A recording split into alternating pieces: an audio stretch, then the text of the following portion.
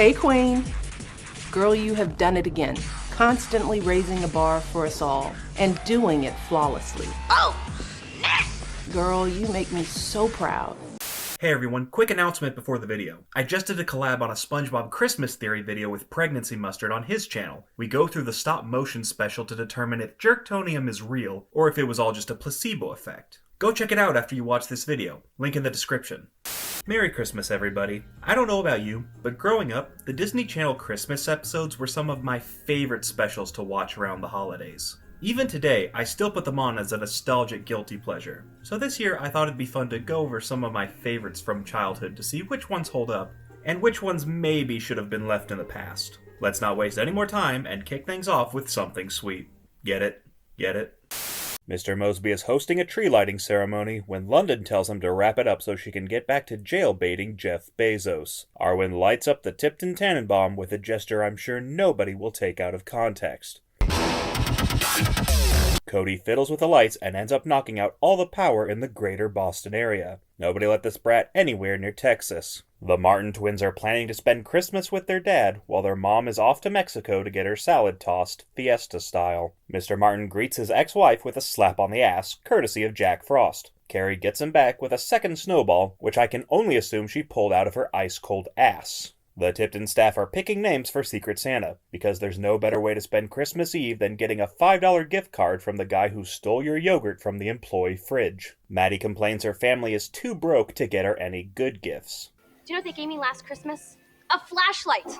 And for my birthday, batteries for my flashlight. You can still use it without batteries, just don't let your wrist cramp up. Oh wait, you said flashlight. Maddie rigs the bowl so she'll get picked by London, hoping to get a sports car or a diamond from questionable origins. London falls for Maddie's scheme, even though the Secret Santa is for employees only, and being the bastard daughter of a horned-up hotel tycoon doesn't count as a full-time job. Maddie is now hell-bent on getting her second-hand blood diamond and orders London to go out into the blizzard to buy her present. London says screw that, so Maddie badgers poor Esteban to go for her, because apparently online shopping wasn't a thing in 2005. London is still unsure what to get Maddie, until Mr. Mosby suggests giving a gift that's handmade, like a handmade signature on a check for $10 million. Arwen reveals the hotel is out of heating oil, meaning all the rooms will be freezing in a matter of minutes. Greatest hotel in Boston, my ass. Arwen says the only option is to fire up the furnace, which will burn anything, from coffee tables to bratty little girls who ruin chocolate tours. The twins worry their Christmas trip will be ruined by the impending blizzard. Mr. Mosby offers up the hotel limo as a shuttle to the airport, as he's desperate to be rid of the live-action Tibble turds. Once again, Esteban is sent out into the snow, as Boston has a rich history of outsourcing their labor to immigrants. The Martin family is snowed in, and with all the rooms booked up, it looks like deadbeat dad will be spending the night. The divorcees agree to play nice for their kids and hug it out like bros. The twins walk in on this epic bro hug, and Cody eagerly assumes his parents will start banging in the middle of the living room. Zach points out it was just a friendly hug. Cody says movies have taught him that friendly hugs always turn into more than friendly hugs, which inevitably turns into Christmas miracle makeup sex, now streaming on the Hallmark Channel. Downstairs, Arwen is going full pyromaniac with the furnace, while a pregnant couple named Mary and Joseph are told there's no more room at the hotel. Subtle. London gives Maddie her Secret Santa gift, a shitty sweater that would oddly be a perfect fit for Ashley Tisdale's other Disney Channel character. Gaston said I'll always be his coup de crayon. You do realize that that's French for pencil neck. Maddie scolds the airheaded heiress for choosing Christmas as her one time to be thoughtful. Meanwhile, Cody attempts to rekindle his parents' love life by having them reminisce over Carrie's first BJ as a groupie. Mr. Mosby waltzes in to strong-arm Carrie into performing on Christmas Eve for no extra pay. Her ex agrees to play backup as Cody is convinced it'll lead to her dad strumming his mom's bass. The concert goes off without a hitch, while Mr. Martin tries to get off with this random extra. Cody cockblocks his dad, only to find out his parents have no intention of getting back together, which is somehow supposed to be a surprising revelation. Cody is heartbroken. He runs to the elevator where he and Zach get trapped inside with an expecting Mother Mary. The elevator is broken, and Mary goes into labor, because God forbid anyone in a sitcom be allowed to give birth in an actual hospital. The boys are freed from the elevator, but not before getting a good look at Mary's crowning newborn. Mr. Mosby jumps into action as the midwife. Does somebody have some sort of blanket? Maddie sacrifices her shitty sweater for the greater good. The greater good. The Martin parents help with Mary's delivery, while everyone else puts together the very subtle, not at all obvious allegory. Mary and Joseph on Christmas Eve. But there's no room for them at the inn. And a child is born. What a coincidence. Mary gives birth to Jesus 2000, and Joseph gives Maddie back the afterbirth soaked sweater. Maddie apologizes to London by putting on the putrid placenta pullover. Cody's parents reassure him that they're still a family no matter what. The moment gets ruined by Arwen as he tries to slide into Carrie's Christmas stockings. Everyone celebrates Christmas in the Tipton lobby, until they learn the roads are clear and promptly get the fuck out of Dodge. So next, I was originally going to do a deep dive on the Lizzie McGuire Christmas special, but after rewatching the episode, I realized there wasn't a whole lot to say about it. It's not bad, it's just not memorable, except for one specific part. Let me explain. The basic plot is Lizzie wants to build a Christmas float so she can win a ski trip. Gordo and her family agree to help, but one by one, they all abandon her to hang out with this senile old man who claims to be Santa's chief elf. He introduces himself as Nobby Frostybump, which is clearly a euphemism for snowman cornholing.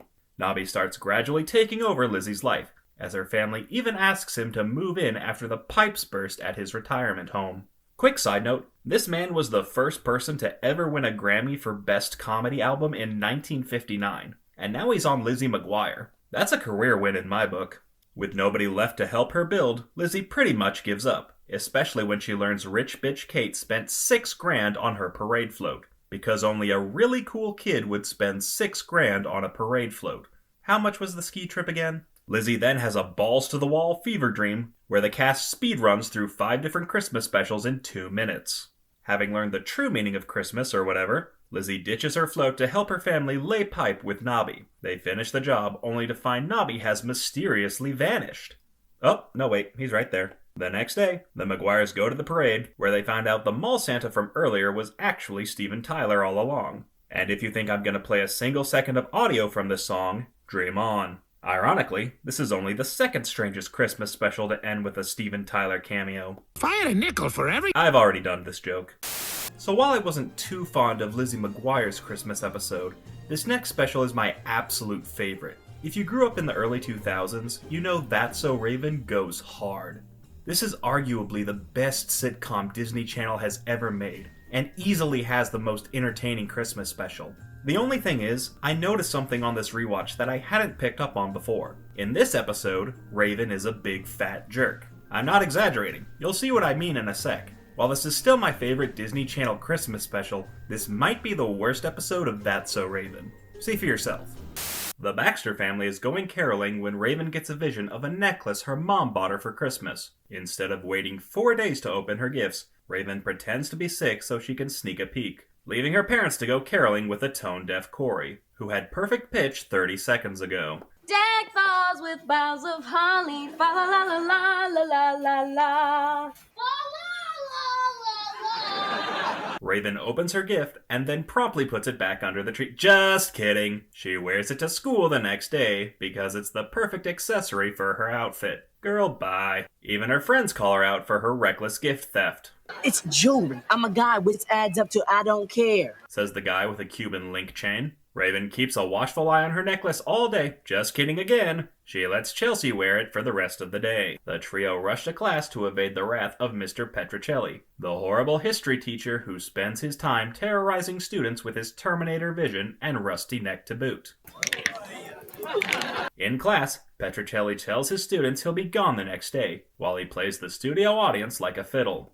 Oh! Yay! Raven tries to get her jewelry back, only to fling the necklace out the window into a lawnmower. Wow, that hardly ever happens.